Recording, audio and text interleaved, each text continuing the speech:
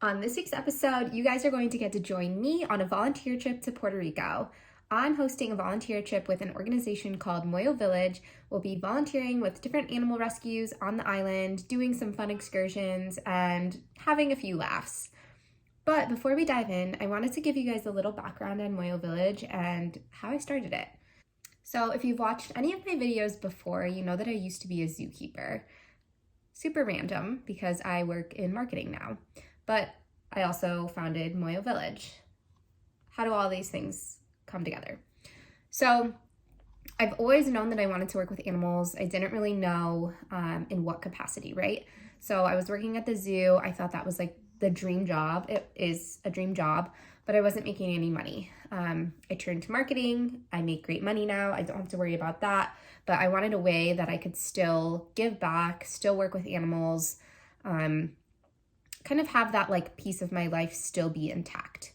So back in 2018, my friend told me, she's Puerto Rican, and she told me that I should check out Puerto Rico. I had been volunteering at a few different like local animal shelters back then, and she said that in Puerto Rico there was a ton of stray dogs and a huge need for animal rescue help.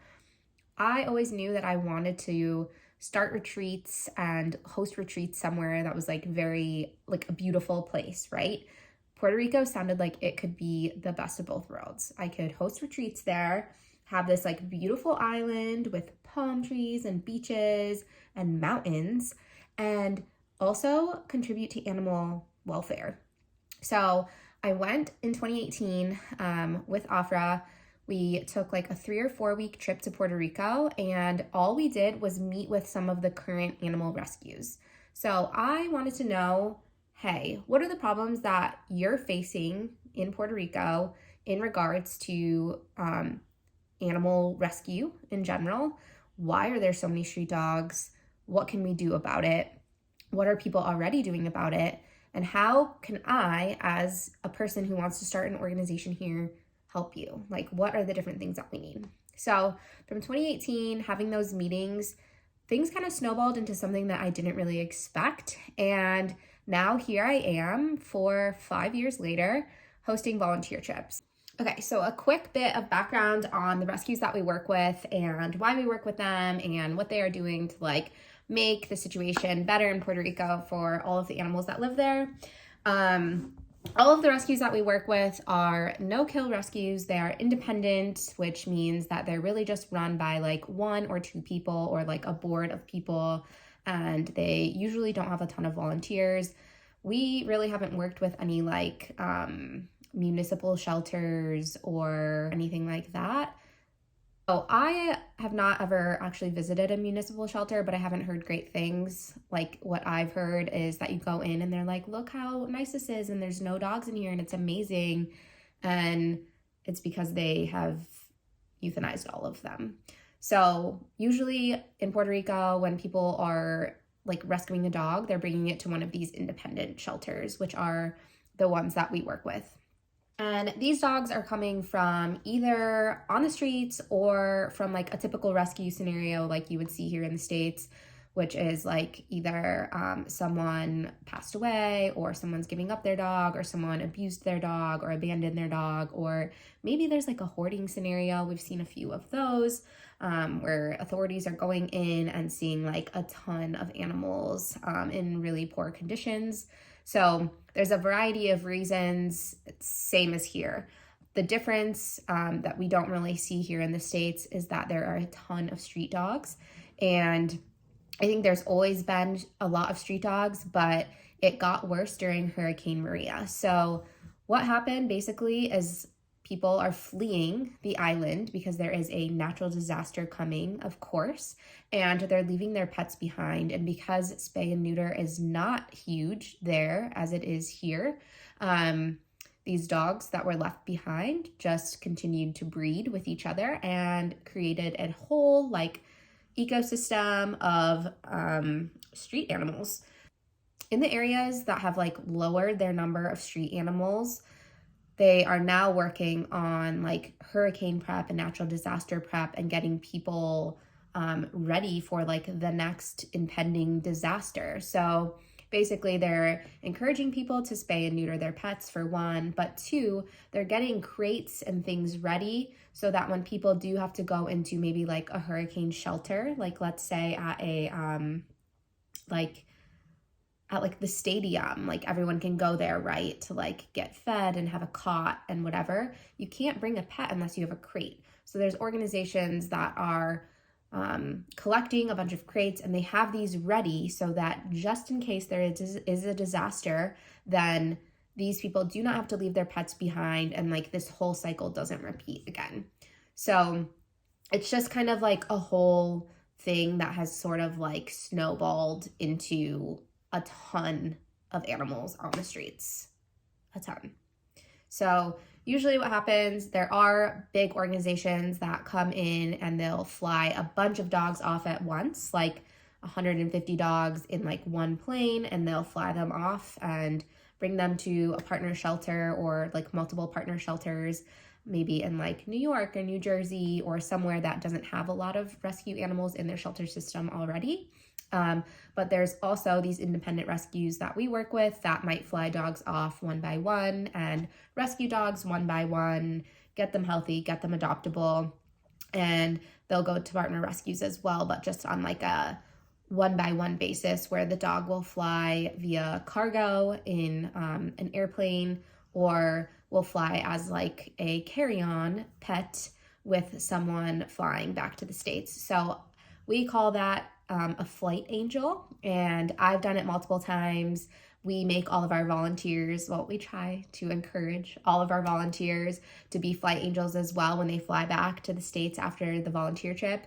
So basically all you do, the rescue pays for it, but you are the one that carries the dog on. You put them under the seat in front of you, and then they are just transferred once you get to like your home airport to the next partner rescue, and they can go into adoption there. So you're just like the transport person, the one getting them off of the island. Also, just a side note, I wanted to give kind of a disclaimer about why we are helping dogs and animals in general in Puerto Rico. I think sometimes some of those rescues get a lot of flack because there's rescues out there that are like shipping dogs from Korea or Canada or Aruba or all of these other countries, right?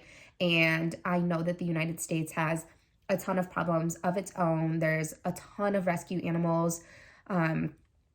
I just shout out, like, only support adopting animals, of course. That's why I'm in animal rescue at all. But why Puerto Rico, and like, why is that okay? Just so you guys know, the Puerto Rico is technically a part of the United States. It is a US territory, so I don't feel bad about like shipping dogs internationally because they are not coming from an international area. We as US citizens actually can help another US territory. Second of all, do I think that shipping dogs from Puerto Rico to the United States is like the best solution? Absolutely not. It is helping those specific dogs that do get to fly, but that is not an end game solution by any means. You know, there's a lot of work that needs to be done, and that is being done on the island, just educating locals about spay and neuter and, you know, adopting instead of buying from breeders, etc. But there, you know, there are people that are helping these street dogs, and, you know, getting even one of them off the streets and into a home, of course, is helpful. The other thing about shipping dogs, so usually what you'll see in the shelters here in the States, sadly, is pit bulls. And as probably a lot of us know, there are a lot of restrictions on people adopting pit bulls, from like apartment complexes not allowing them, or just wherever. Like, just there's a lot of restrictions. I have a pit. I understand like the stereotype that goes along with having one. So honestly, like, bringing other dogs into the shelter system that aren't pits, no offense again to pits, I have one, but these dogs are super adoptable, and it's just bringing a different kind of breed and breeds into the States. The past couple of years, we've led 2 or 3 volunteer trips a year, usually like January and May. We don't really do volunteer trips June through like November, December, just because of hurricane season. And now in this video, I'm going to show you what one of those volunteer trips look like. So me in the present, hi. I am going to like pop in here and there throughout the video just to give you some context behind like what we're doing and maybe fill you in on some of the things that I didn't actually get to capture on film. But I hope that you enjoy like seeing a day in the life of being on a volunteer trip, getting some behind the scenes. You won't really get to see everything, but I encourage you to follow Moyo Village on Instagram, on Facebook, and to check out our website, which is just www.moyovillage.com, M-O-Y-O village.com. You can see pretty much everything that we've accomplished to date and see a list of our upcoming volunteer trips. We have some exciting things in the works for 2024, just putting that out there, manifesting that into the YouTube ether. But yeah, join us, enjoy this video. Please let me know if you have questions in the comment section below. I'm at the airport getting ready for my flight to Puerto Rico. I just got word from Brittany that her flight was rerouted, like to her connection. And so she might not make it tonight, but I guess we'll find out.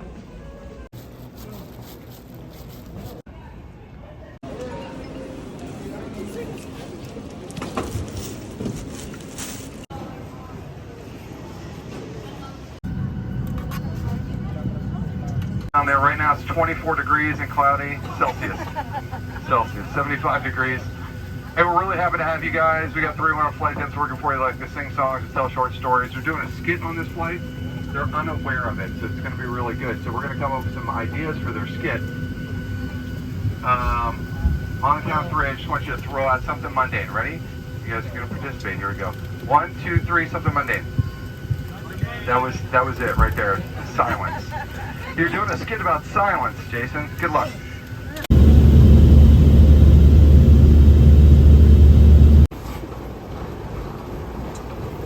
Made it to Puerto Rico. Day 1 of Puerto Rico. Reunited with Brittany. Yeah! Woo! In hot weather. Yeah, no more winter. Screw winter. We are in the sun. I'm actually like scorching, so I think we're gonna need some sunscreen here pretty soon.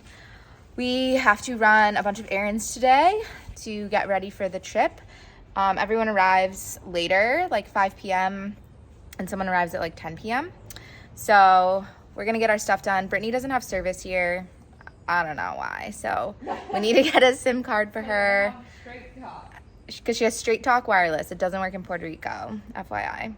And I need deodorant because I didn't bring that. And then we're gonna go like check into our house and like get the rooms ready for all of the volunteers. Tickle Me Children's Store. Cute or creepy? I'm hungry.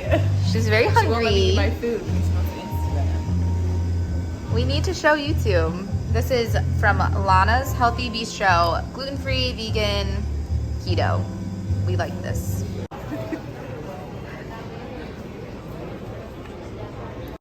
We're at Claro in the mall.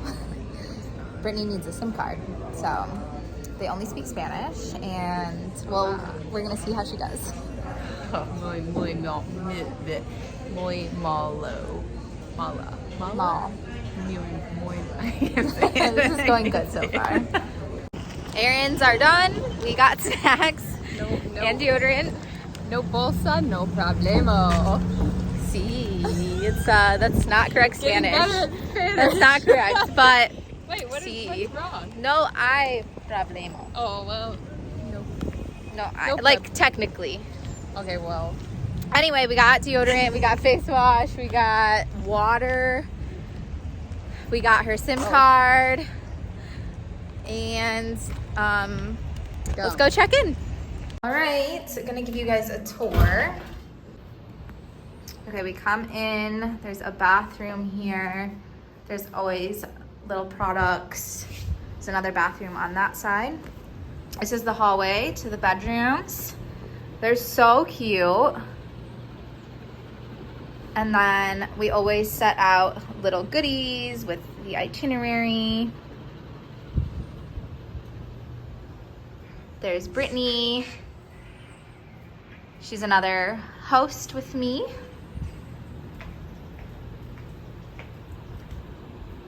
Every room is like a little bit different. So this room is upstairs and we have an amazing balcony.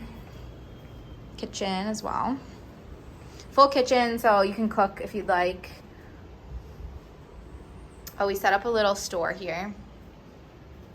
So we've got like all of the merch. So your trip does come with like a t-shirt or a tank top, but we do get pretty dirty while we're volunteering, so always access to buy more. Okay, this is the view, ocean view, amazing rooftop. It's incredible out here. So this is our house in Luquillo, Puerto Rico. This is where we will be for the week. My favorite part about this trip is just getting to know everyone because everyone's so different. Yeah. I just love it. It's so fun. We're on the way to the airport to pick up all of the volunteers now. So we'll get to meet everyone for the first time. So day one, when we had finally picked everyone up from the airport, we went out to eat. We went to like a little local restaurant right near our house, got some like traditional Puerto Rican food like mofongo. Oh, so good. Oh no. Uh-oh. I think I ate tinfoil. She A just little sliver. she just ate a part of the tinfoil. I feel like that would like slice my nose. Then after dinner, we kind of all just settled in and got ready for the next day. Say hi. Hi. Brittany, say hi. Hello. Today we are exploring El Yunque National Forest.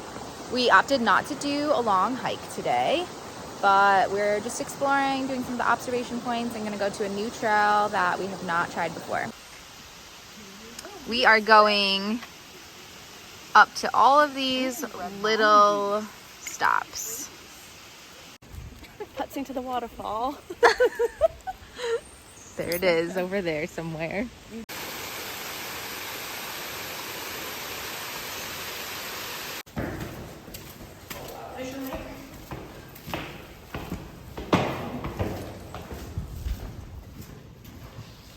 Oh yeah, I do like YouTube. See, look at me, I'm the best videographer.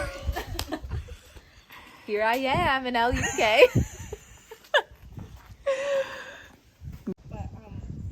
There's a dinosaur. See the Brontosaurus? There it is. This is El Baño Grande, a natural pool in El Yunque. I'm gonna be like, look at this beautiful picture. Usually during our El Yunque excursion, we do like a 5-ish mile hike up to the El Yunque peak, but my favorite trail is actually closed. So since we had a small group, we just kind of took a vote and decided to do some of like the different observation points instead. So we didn't do like any hiking. We just kind of went like place to place, and it was like very like casual and fun, and it was like relaxing, I guess. Didn't really take like a ton of footage of everywhere we went and like all of the points, but you get the idea. So after El Yunque, we headed to lunch at one of our favorite vegan places, Degree 18. They have the best smoothies, the best homemade veggie burgers. I love going there after a trip to El Yunque.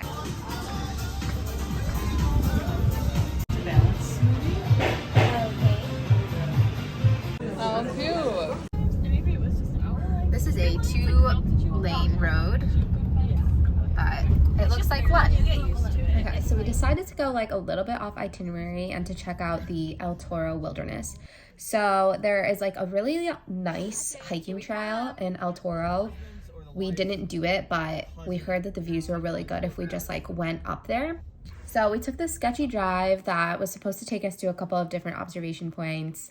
One of the places didn't really go as planned.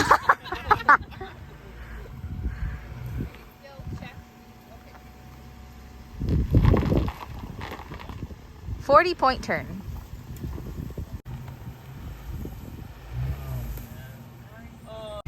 How are we gonna get past that car now? If you decide to join a volunteer trip, as long as we stick to the itinerary, that will not happen to you. But it was a small group and we all voted to try something new. So that's what happened. But it's all kind of just part of the fun. We made it to a view. That's true. Not gray. I mean, she does have a white neck, but She's like, what else you guys got?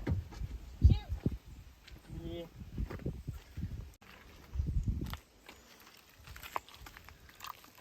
And then we can move it over somewhere. I'm gonna put it by this though.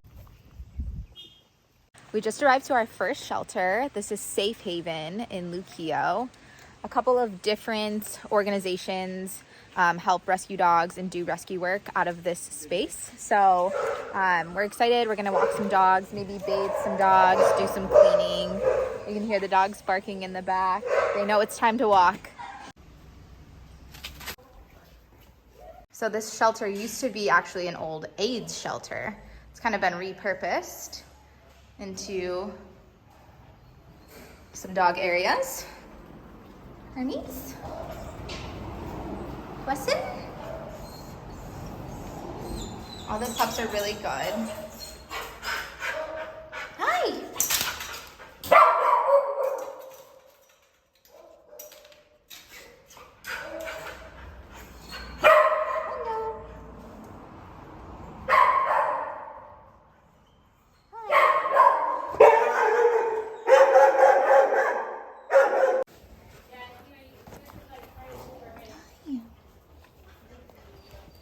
Hello. Look how skinny you are. But you're so sweet.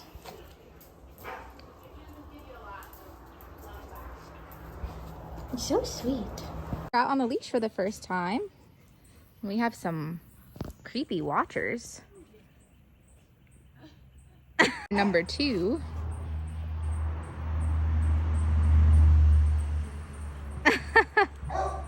This is Cat City, part of the old AIDS building. We're gonna clean all the cat bowls. Okay, now we've got fresh food and all of the bowls for the kitties.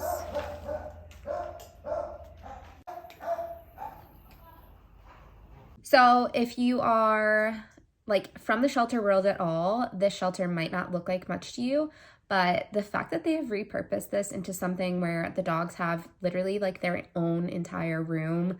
They're not stuck in a crate or in a kennel.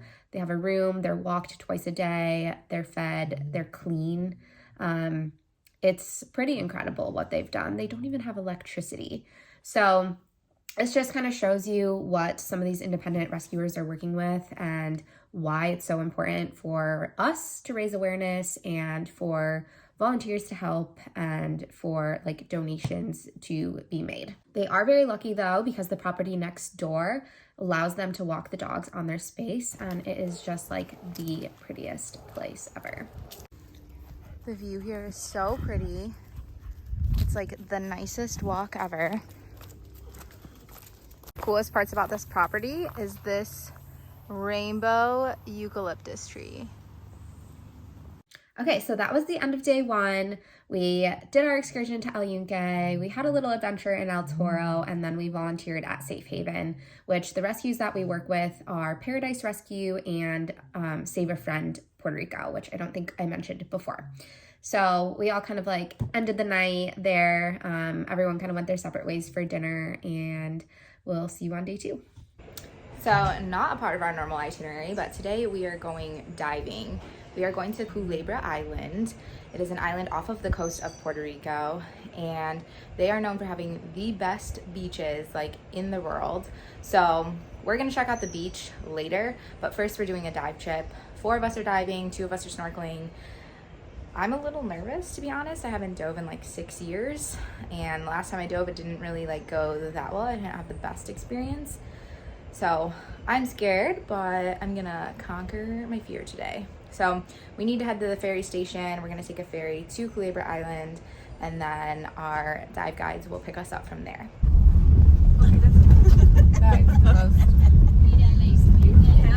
All right, we picked the perfect day for the island.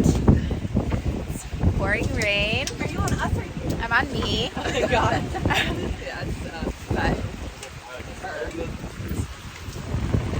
Okay, first stop, we get on the shuttle to the ferry dock.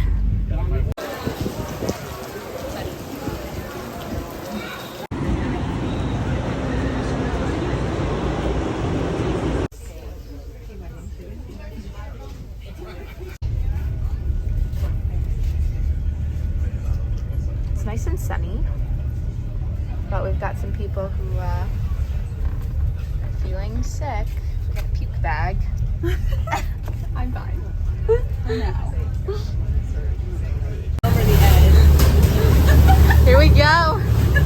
Woo! Oh my god. Yo, this is insane. Oh my god, we are like...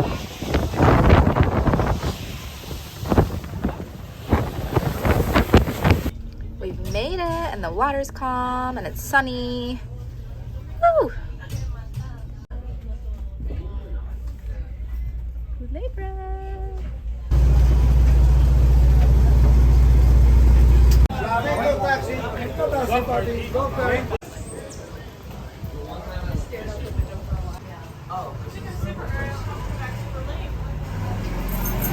No.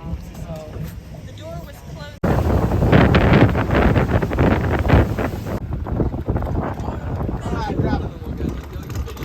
While diving, to breathe continuously, never hold your breath. Now that does not mean you have to inhale.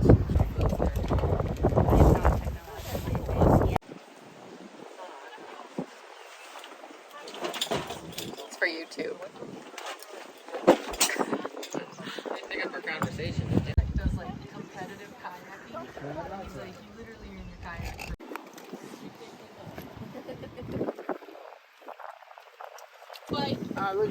Look out across the way, give me one big step. You might have just not noticed. Go diving for it. We come back, we'll take a real close look.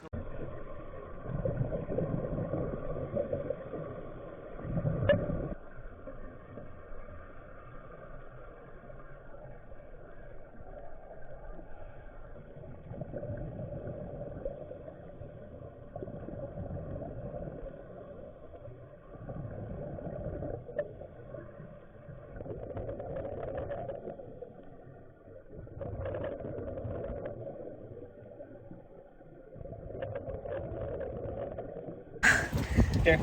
Okay, so we survived our first dive. We look really good. Can you see the mask imprint? Me and Ashley are both certified. Those two. Yeah, sure. Our divers are waiting. But they did it too. Can you unzip? Brittany, how was your snorkel? It was so beautiful. So many colorful fish. Wherever you are,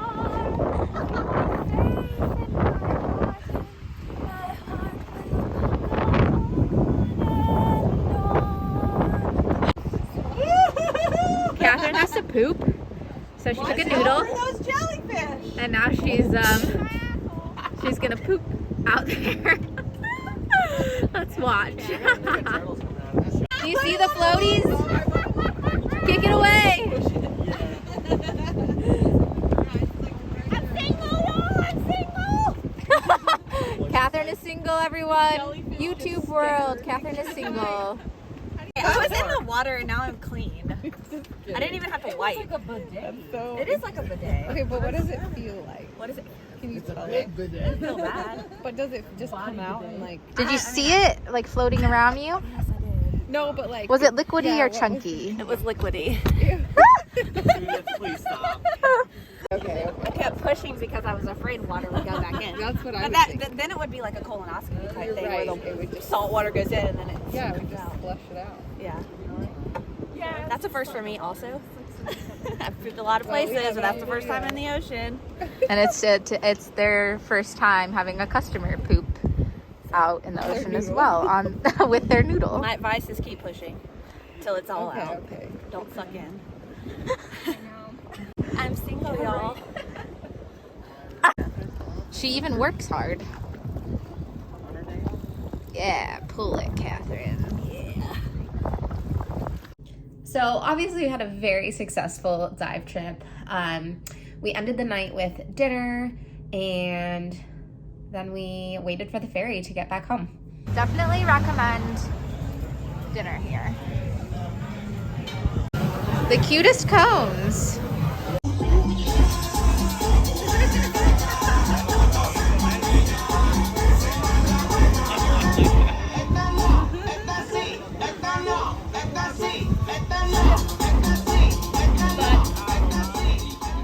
In order to not make this episode super long, I broke it up into 2 parts. So if you enjoyed part 1 of the volunteer trip, make sure you subscribe, give me a like, and we'll see you next week for part number 2 of our volunteer trip to Puerto Rico.